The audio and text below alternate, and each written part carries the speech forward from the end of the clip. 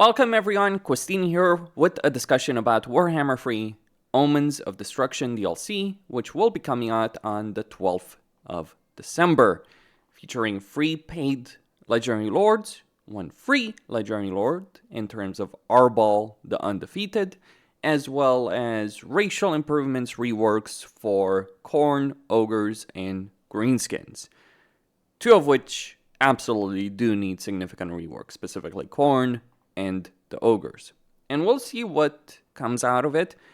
I would like to note that in the trailer, a couple of things I noticed. So, Maneater does have a special bar with regards to a contract, but we do know, based on what Creative Assembly has revealed, that he is going to have, let's just say, special Ogre contracts, or more of a campaign, if you will, for one faction or another.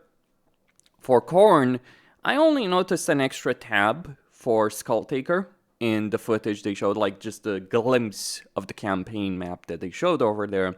I only really noticed one extra tab, though I did note that he did have positive income, which is actually a pretty damn big deal for Khorne. Though, given how that footage is shot, that might just be the initial army, hard to say.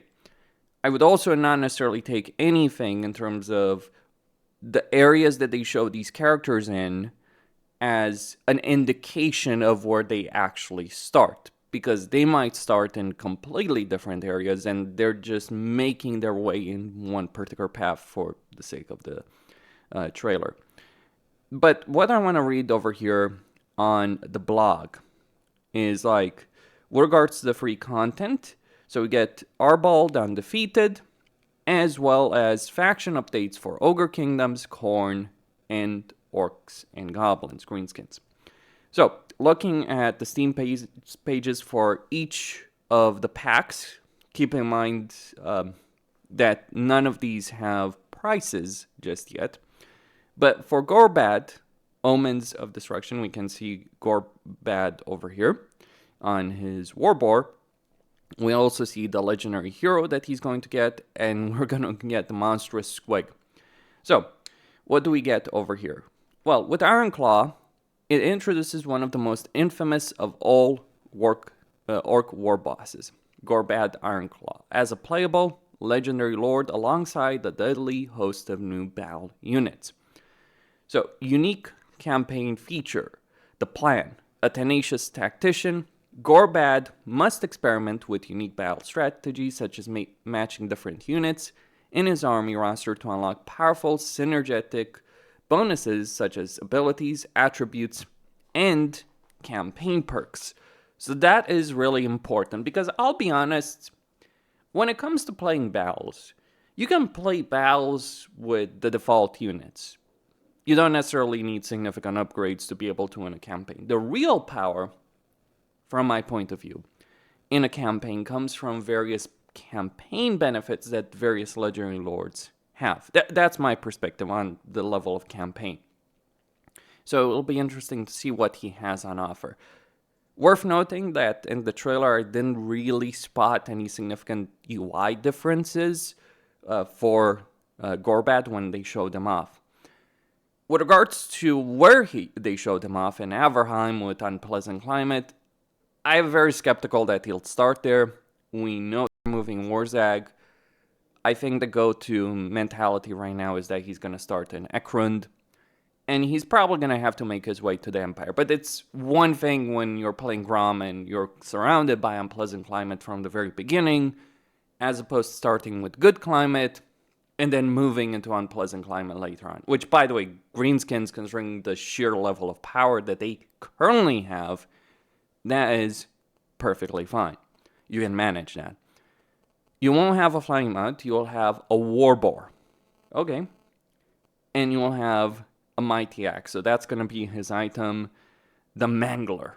And his Grey Leader ability, which activates when troops are in his vicinity, granting increased melee attack and defense. Now, what he's going to get is the legendary hero Snagla Gropspit, the Savage Orc Great Shaman as a lore choice, so that's going to make Savage Orc playstyles, so you'll be able to actually have full Savage Orc armies if you want to. The Night Goblin Big Boss, Black Orcs with Axe and Shield. Mangler Squigs, Colossal Squig, Arachnarok with Flinger, and Bolt Thrower. Now, this does match, for the most part, the leak that we got with regards to units. With one major exception, crossbowmen. Because what those leaks indicated, what that leak indicated is that we were going to get greenskin crossbowmen. Now, there's still regiments of renown which aren't mentioned, so that might just be a regiment renown. Giving greenskins crossbowmen would be a bit much. Keeping in mind that greenskins do have crossbowmen in the lore as a regiment renown, not as a regular unit. But the Slayer Pirates are also a regiment renown. There is a regiment renown with Thrones Decay, but they're also a regular unit. So that was the thingy. That was the only thing that's wrong. If I'm not mistaken on the subject, pretty much everything else is in line with expectations with regards to this. Then we have Maneater. I'm not even going to pronounce that name. I would rather keep my YouTube channel. Thank you very much. And we have various pictures over here. So we get the Gutsman. We get Maneater himself over there. So, the Maneater DLC pack introduces one of the most successful Ogre mercenaries as a playable legendary lord alongside a new host of units, gameplay features, and objectives to be experienced in the immense Immortal Empires campaign or custom battles. A weathered veteran, there are few foes in the world that he hasn't faced, having fought across continents, cultures, the world over. He'll take any job, kill anyone, and steal anything as long as the price is right. And his loyalty is strictly for hire. He's also a top guzzler of Bugman's ale. Ooh, Joseph Bugman is probably pissed by that. Okay, so we get mercenary contracts for him. He helps client factions throughout the Warhammer world settle their warring disputes by taking on all their wars. When a contract is signed, he must earn points by making acts of aggression against the enemy within a specified turn limit, and after reaching his target, the contract is complete, granting a payout and rewards such as meat, Maneater banners, and culture-unique ancillaries. Now, this seems interesting because from my point of view, Maneater may have the most dynamic and interesting campaign in the game because he's going to have these objectives constantly, his contracts with various factions where he's fighting the enemies of various factions, but you're not loyal to any particular faction. Of course, it will be interesting to see how diplomacy ends up working with that because currently for the Ogres, trying to make the diplomatic aspect work, or the idea like, oh, I'm just going to be a mercenary, just doesn't work because of the inherent issues or the inherent way that diplomacy works in the game. Basically, you can't really play neutral right now. You're either an enemy of someone or you're friendly with someone. And if you're neutral, if you're in between, chances are the AI is going to view you more as an enemy than they'll view you as a friend, especially with certain factions. So that is kind of the problem right now. So we'll see how it works for Maneater in the campaign. His fearsome reputation isn't forged through the showing of mercy. On the battlefield, he ensures that any fools who stand in his way regret it. A proficient anti-infantry killer, he cuts through foes like a sharp knife through stale, old-world butter. But he can also call upon some deadly abilities such as Deadeye, in which he fires a powerful single shot that deals significant ranged and armor-piercing damage. I mean, he is the Maneater. We also get Bragg the Gutsman, the Executioner, which that's the photo of him up there. The Ogre Paymaster, the Bruiser, his Maneaters, Pigback Riders, Blood Vultures, Yetis, and Thundertusk. So for the most part, and there might be variants as well. So for the most part, the leak was pretty correct with regards to what we were going to get for the Ogres. Pretty much correct. By the way, with regards to greenskin crossbows, that bolt thrower is basically a giant crossbow, so just kind of worth mentioning that. So, and it was taken from Chinese, so you never know.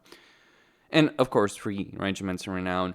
We'll see how that plays out in regards to regiments of renown. And I am really curious to see how the ogres are going to be different. I did notice some different UI features.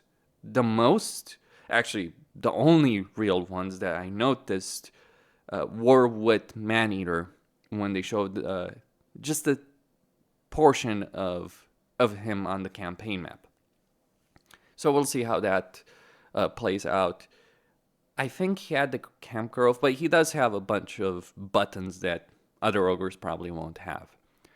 And then finally, we have the Skulltaker. Oh yes. So we can see some really awesome stuff over here. Skulltaker, the immortal champion of Khorne and the greatest of all bloodletters, relentlessly seeks worthy skulls for his master, constantly scanning the battlefield for the strongest opponents. He issues a thunderous challenge before swiftly ending their lives, embodying Khorne's unyielding fury. So he gets the Cloak of Skulls. As the champion of Khorne, Skulltaker must seek out and defeat powerful enemy lords across the heroic pantheon of the Warhammer world and add their skulls to his infamous cloak. With each new skull, he earns Champion's Essence, allowing him to unlock new bonuses or upgrade existing ones, granting powerful new abilities and traits that increase his proficiency in combat. So he's obviously going to be real powerful with respect to that. I'm not sure how I feel about this. He might start in Lustria. If that's the case, like, I expect Maneater to start in Empire. I expect Gorbad to start in Ekrund. If Skulltaker starts in Lustria, oof, that is going to be fucking rough. Not because it's going to be hard, for the record. It's because Lustria is crap. Jungle warfare is just slow, annoying, frustrating. Now, for what it's worth, Khorne is not the freaking Lizardman. In fact, I think Scarbrand would do decently well in Lustria, but it's still crap. That is, by the way, one of the problems of Immortal Empires' map, because you do have a bunch of jungle in certain sections in the map, and jungle is not great. Now, it's one thing for Warzag to be in the jungle, because he has the Underway, which does help a lot with respect to that. But the Khorne faction in the jungle, given movement range in the jungle, not particularly great. But we will see. We get the Bloodspeakers, Slaughter Brutes, Skull Reapers, Blood Beasts, Wrathmongers, Skull Reapers, and Khorngors, as well as Skilla as Scar and Skilla as 2 legendary heroes, which Creative Assembly announced themselves. What we're seeing here is very much in line with what the leaks showed. So that is the information we have. Now, there's going to be a couple of days before, and Creative Assembly has allowed me to say this, like, we're going to be able to start playing this, like, as content creators, we will be able to start playing this in the next few days. And then we will be able to show footage. Though the period of time, probably because it's December, the period of time we have before the DLC comes out is not going to be very long. Like, we had a good amount of time with Thrones of Decay. That's not really going to be the case over here. Though it does seem that we're going to get some substantial reworks for the races, because otherwise EA wouldn't have specified that. At least that's my personal take on that. That's all I had to say. Questin signing out. Stay tuned for more.